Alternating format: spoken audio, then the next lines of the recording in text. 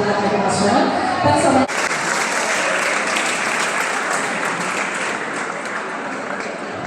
Congratulations po sa lahat.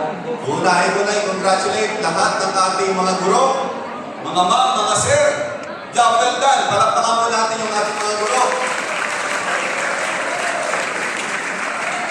Congratulate ko rin, siyempre, yung ating mga magulang na sila unang nagsikap para kayo ay makaabot sa mga accomplishment o mga narating na kagaya po ng graduation.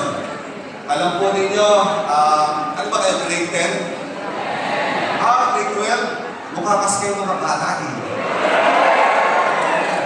Parang hindi kayo nai-stress eh, di ba? Kaya parang tingnan. Kayo mga grade 12, congratulations. Hindi naman shortcut ang pinagdaanan nyo bago kayo nakarating dyan. Di ba? Talagang pinaghirapan nyo yan. At deserving naman na kayo ay tumanggap ng diploma dahil kayo ay nagsikap ng aral. Pero hindi dapat na matapos ang inyong pag-isikap. Sa paglalakbay sa buhay, babago pa lang kayo nagsisimula ang tutuusin. Ano po? Pero ang importante, ngayong gabi ito, magtatapos kayo ng grade 12 at tutugtog kayo sa mga panibagong pagsubok sa buhay. Huwag niyong binitawan ang inyong mga pangarap.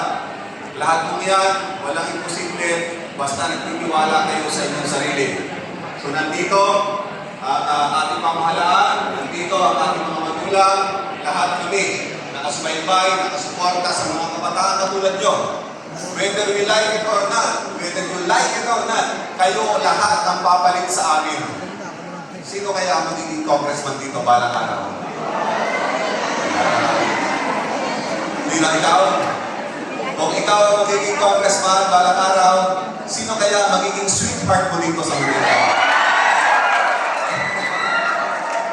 Okay, syempre, kung may congressman lagi, merong sweetheart.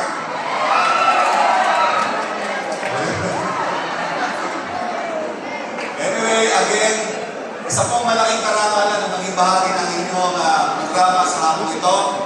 Bilang kinatawan o bilang pinili nyo na maging kinatawan ng ikalawang distrito, ay pinili ako ng inyong mga magulang na maging bahagi ng inyong buhay. Sapagkat lahat ng ating ginagawa, lahat ng ating trabaho, nakatuon yan para sa kinabukasan ng mga kabataan katulad nyo.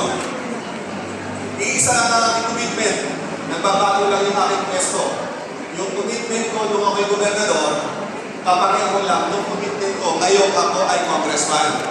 Kita niyo naman, nung ako'y gobernador, yung programang pangkabataan talagang nasa top priority yan.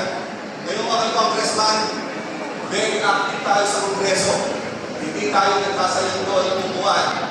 Sa katunayan yan, doon sa siyam na buwan bilang congressman ninyo, wala pa akong absent kahit isa. Perfect attendance.